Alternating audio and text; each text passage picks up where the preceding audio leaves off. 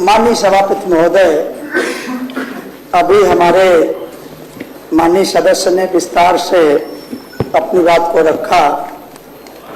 मैं उन्हीं से अपने आप को संबद्ध रखते हुए कुछ बिंदुओं पर जरूर प्रकाश डालना चाहूंगा। माननीय सभापति महोदय, अक्सर लोग शिक्षा के बारे में जो बातें कहते हैं, हम कभी कभी उन बातों को उतनी गंभीरता से नहीं ले पाते हैं। आज बहुत महत्वपूर्ण विषय है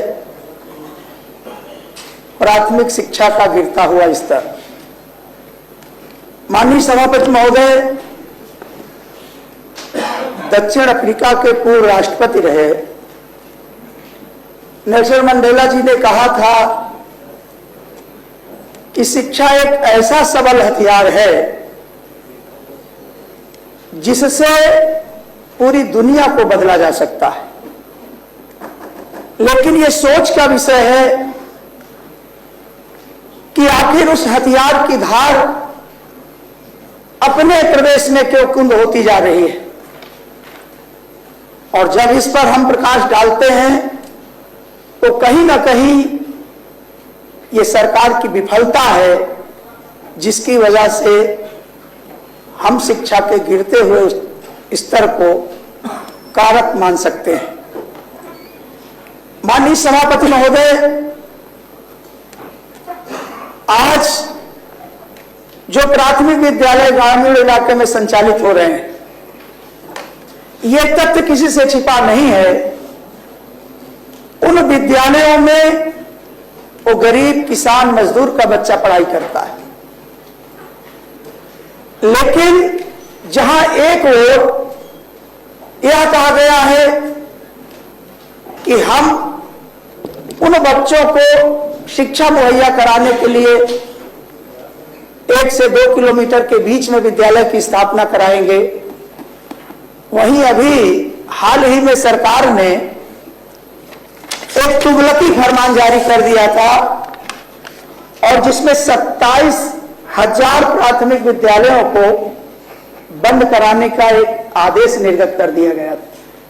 लेकिन जब संगठनों का माननीय अखिलेश यादव जी ने भी उसको ट्वीट किया तो सरकार बैक फुट पर आ गई। माननीय सभापति महोदय, आज पूरे प्रदेश में यदि हम प्राथमिक शिक्षा की बात करते हैं तो लगभग 80% भार जो अपनी कंधों पर उठाए हुए हैं वो कोई और नहीं, वो शिक्षक है। प्राथमिक शिक्षा का जो ये भार है उसकी नींव कौन है? वो है शिक्षा मित्र। लेकिन शिक्षा मित्रों को दोहरे मापदंड के आधार पर देखा जाता है। मैं कुछ बातें जरूर कहना चाहूंगा।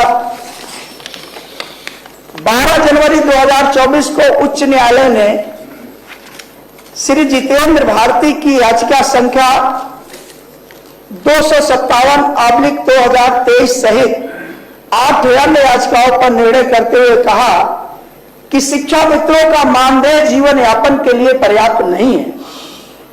सरकार हाई लेवल कमेटी गठित कर 3 माह में महंगाई सूचकांक के अनुसार निर्णय ले।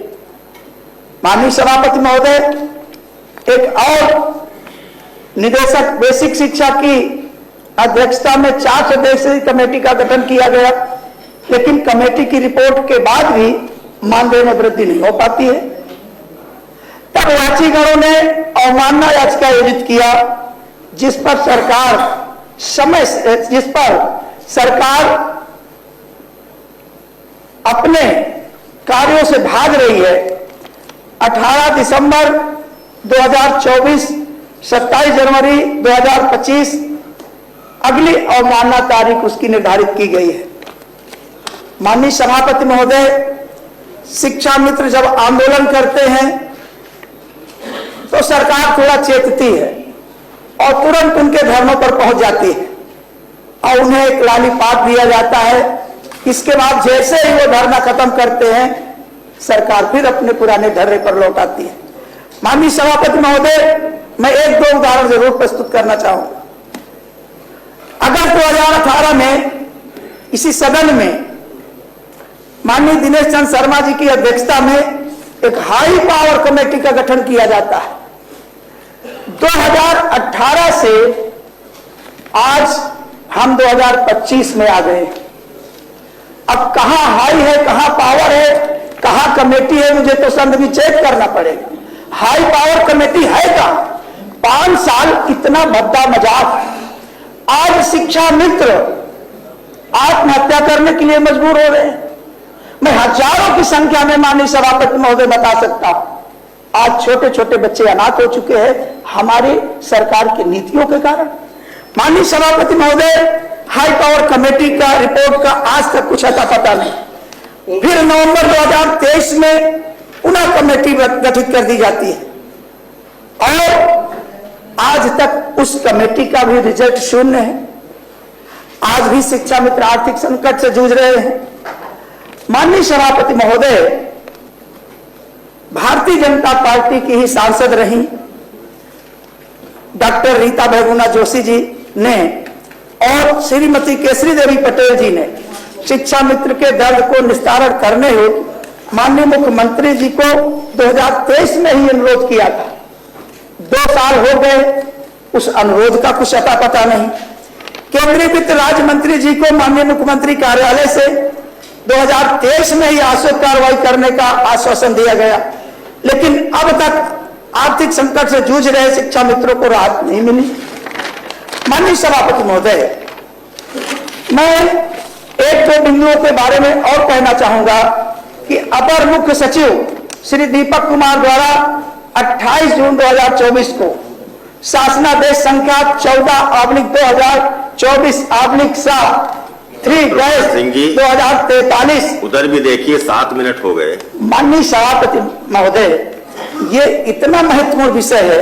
आए दिन हम लोग पेपरों में पढ़ते हैं कि हमारा शिक्षा मित्र आत्महत्या करेगा। सब विषय महत्वपूर्ण है माननीय सभापति महोदय, सारे विषय महत्वपूर्ण है, लेकिन जो ललिता क्रम तय होता है, जो व्यवस्था आप ही लोग बनाए हैं। जी माननीय सभापति महोदय, मैं ये चाहता हूं 5-5 मिनट बोलेंगे तो लोग। माननीय सभापति महोदय, चलिए आपके आदेशानुसार मैं इसे बंद कर देता हूं, लेकिन माननीय सभापति नहीं कर रहे हैं हम, तो आपको खाली कह रहे हैं कि घड़ी देख लीजिए। माननीय सभापति महोदय, मैं सिर्फ यह कहूंगा कि अगर ये सरकार अपनी जिद छोड़ दे, और जिद उसकी क्या है कि 1,76,000 शिक्षा मित्र को जो रोजगार देने का काम किया था वो समाजवादी पार्टी की सरकार माननीय अखिलेश यादव जी ने किया था। इस दोहरे चश्मे से देखने की जो इनकी आदत है, अगर वो चश्मा बदल दें तो इनको दिखाई देने लगेगा कि आज वह शिक्षा मित्र जो प्राथमिक शिक्षा की बुनियाद है उसके बच्चे अनाथ हो रहे हैं। माननीय सभापति महोदय, सर्वोच्च न्यायालय भी ने कहा है, हाई कोर्ट ने भी कहा है कि आप समान कार्य के लिए समान वेतन दीजिए। क्या यह सरकार का नैतिक उत्तरदायित्व नहीं है? क्या वो हमारे देश के, हमारे प्रदेश के नागरिक नहीं है? माननीय सभापति महोदय, इस दोहरे चरित्र से बाहर निकलने का कुछ आप ऐसा आदेश निर्गत करिए कि कम से कम हम शिक्षा मित्रों को आत्महत्या जो कर रहे हैं उससे बचा ले। इसके साथ ही मैं अपनी बात को माननीय सभापति, धन्यवाद। 9 मिनट हो गए आपके, 5 बजे 9 बोले आप। जी माननीय सभापति महोदय, समय देने के लिए बहुत बहुत